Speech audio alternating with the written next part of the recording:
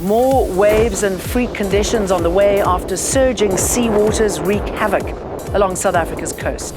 Very serious allegations that I absolutely refute. Superstar Russell Brand vehemently denies accusations of rape and assault. Who and what's behind the two mass murders in Nelson Mandela Bay and Daveyton? Tarnishing Buthelezzi's funeral, the threatening behavior of the Amabutu regiments. Hello, I'm Jane Dutton. Good to have you with us. Remember to like and subscribe. This is Eyewitness News.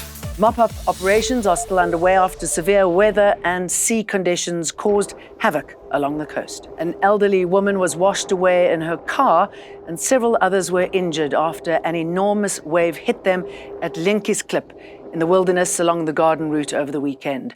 Gordons Bay, Kalk Bay and the St. James's tidal pool in Cape Town also suffered significant damage after being hit by huge waves and strong winds. Big waves hit Jeffreys Bay and many people were injured along the KwaZulu-Natal south coast too. So that was a spring tide together with a cold front, gale force winds and rough sea conditions.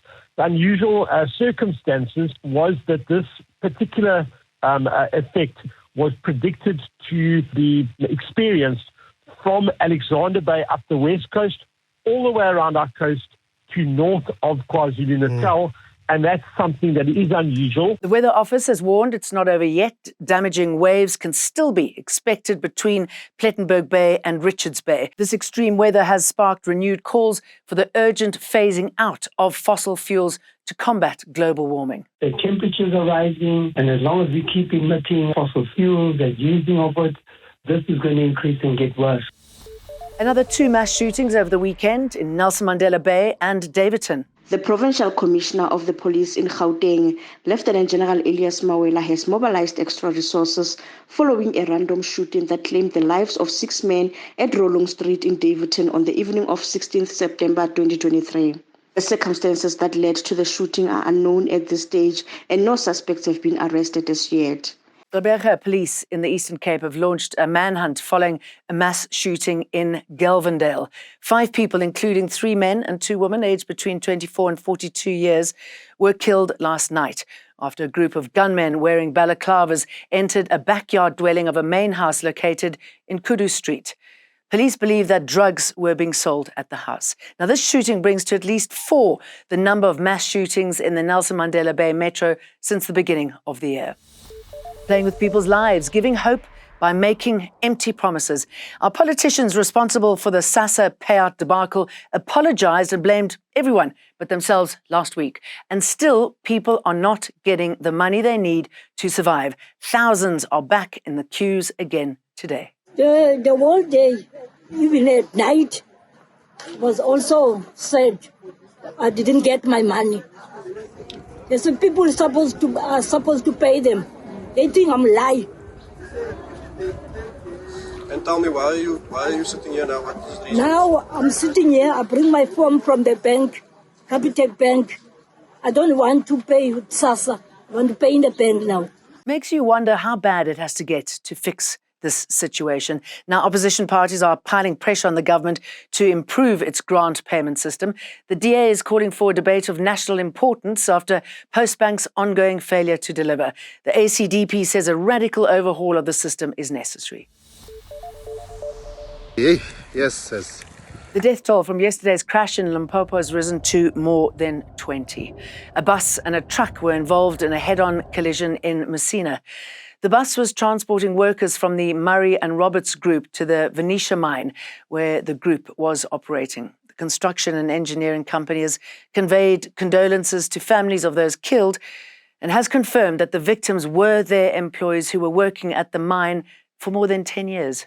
We offer our deepest condolences to the families of those who have lost their lives, injured, and in any way impacted by this tragic accident. Our focus is now on providing the necessary support to our employees and their families during this very difficult time. The incident is currently under investigation, and further details will be provided at a later stage.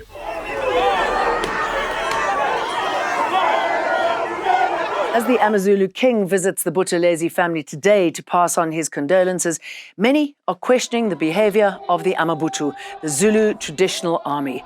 During Mangosuthu Buthelezi's funeral, they were seen threatening visitors, the media and guests, both local and international, by pushing people and putting their assegais into their faces unprovoked.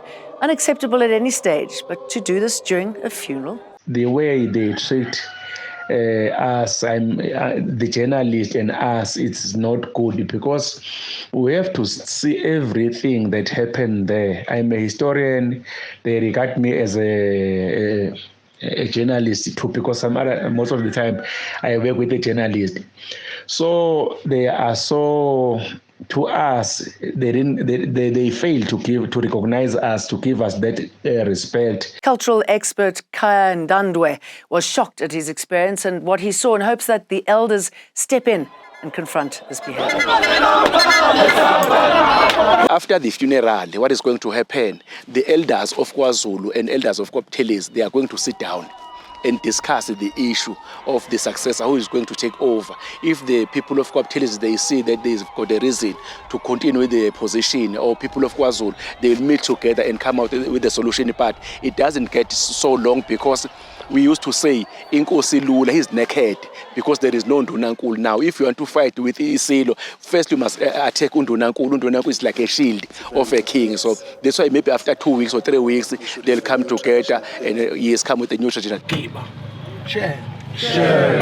More women have now come forward accusing comedian and actor Russell Brand of sexual assault. The allegations form part of a report published by The Times, Sunday Times and Channel 4's Dispatches. I don't mind them using my books and my stand-up to talk about my promiscuous consensual conduct in the past. What I seriously refute are these very, very serious criminal allegations. Also, it's worth mentioning that there are witnesses whose evidence directly contradicts the narratives that these two mainstream media outlets are trying to construct, apparently in what seems to me to be a coordinated attack. The investigative pieces claim that several women made a range of accusations about Brand's alleged controlling, abusive and predatory behaviour between 2006 and 2013. One woman alleged that Brand raped her in his Los Angeles home, while another claims he assaulted her during a 3-month relationship.